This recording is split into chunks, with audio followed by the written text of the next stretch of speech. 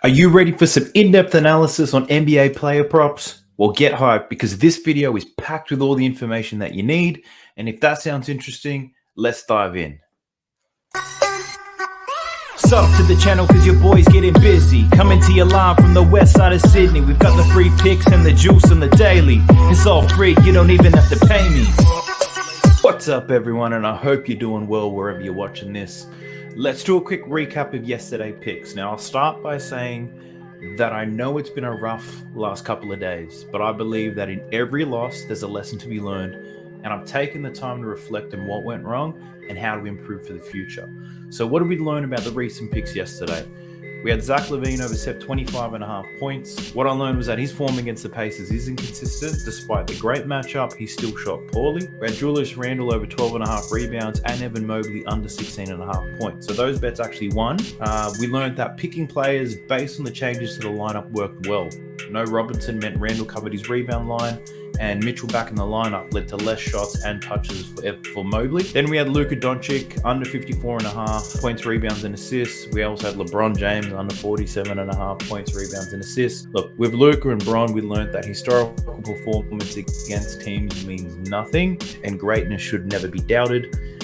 And also to pick them both to play poorly on the same day was just stupid. So that's what I learned then, but there are other things that I've applied. So in today's video, I've got 6 different picks for you. I've got a lot of analysis and I've taken a very different approach to what I'm used to. So I wanted to share with you the strategy that I've taken here. So I've identified 34 players with a favorable matchup in their next game.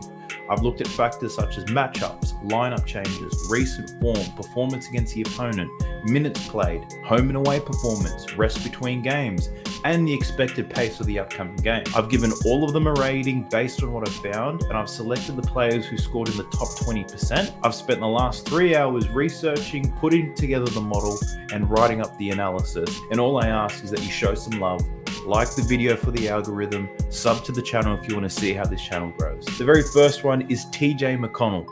Plays for the Indiana Pacers, usually comes off the bench as a point guard. With Halliburton out and Nembhard not playing very well, TJ McConnell's been thrusted into the starting lineup. Why TJ McConnell over 10.5 assists? Over the last 15 games, Orlando has allowed the 5th most assists to point guards. Now, McConnell's recently moved into the starting lineup, playing 40 minutes per game in those 2 games. He's averaging 11 assists per game in those 2. In 2 games against Orlando this season, he's averaging 8.5 assists per game, and he's doing that in only 22 minutes. So if he plays 35 plus minutes, he should be able to cover the 10.5 assist line. 7 of the last 8 Orlando games where they versed a team on a back-to-back have gone over the points line. So that tells me that this could be a very open game and more reason to take McConnell over on assists. Our second player, we're taking Anthony Simons over 21.5 points. He's pretty popular. You should know who he is, but he plays for the Portland Trail Blazers. Now, Anthony Simons has a favorable matchup against Utah. They've allowed the most points to shooting guards in the last 15 games. Simons has averaged 34 points per game in the 2 games against Utah this season, and he's covered this line both times. He averages 22 points per game at home, which is 1.5 points higher than his average on the road, and the total points line is set for 237.5, and 8 of the last 9 Jazz road games have gone over the points line. So the points should be heavy in this game, so we're taking Anthony Simons. Our third pick is Corey Kispert, over 1.5 3-pointers made. So for him to make 2. Now, Corey Kispert plays for the Washington Wizards. He's their small forward. Wears a headband as well if you want to look for him in the game. He's got a great matchup against Houston, who allow the 4th most 3-pointers made to small forwards in their last 15 games. Kispert is averaging 2 3-pointers made in his last 10. Plus in his last 2 games against Houston, he's also averaging 2. Now, his minutes have increased above his season average and should stay that way since Rui Hachimura has been traded. Our 4th pick, we're taking Franz Wagner for over 26.5 points, rebounds, and assists. This would probably be the best of the day.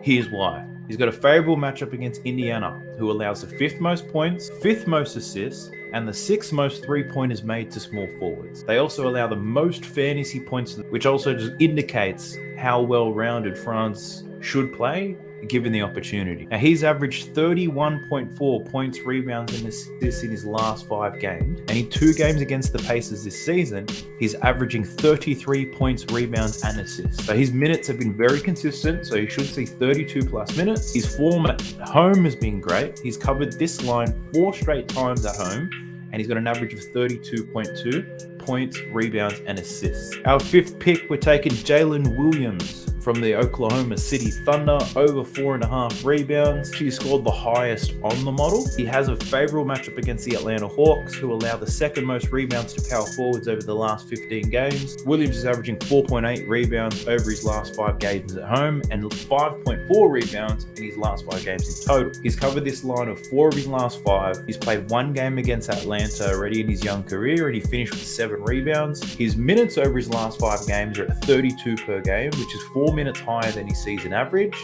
The line for this game is set at 236.5, and each of the Thunder's last 4 games have gone under this points line. So if the points aren't coming, final play is Pascal Siakam over 6.5 assists. Now, Pascal Siakam has a favorable matchup against the Sacramento Kings, who allow the 2nd most assists to centers over their last 15 games. Siakam is averaging 7.4 assists per game in his last 5. He's averaging 40 minutes per game in his last 5. That's 3 minutes up on his season average. On the road, his assist numbers increased to 7.2 in comparison to the 6 that he averages at home. The points line is set at 238.5, and 6 of the last Raptors games on the road have gone over the total points line. So if the points are flowing, the assists will too. So those are the 6 picks that I like for tomorrow, based on the new research and the model that I've created. I'm sure there are other ones out there, they just didn't meet this criteria.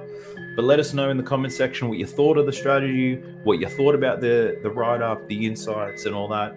Let me know in the comment section what you think. I'll be back again tomorrow with another video for sure, and hopefully we'll get to celebrate with some winners. Best of luck and gamble responsibly. Sub to the channel cause your boy's getting busy. Coming to you live from the west side of Sydney. We've got the free picks and the juice and the daily. It's all free, you don't even have to pay me.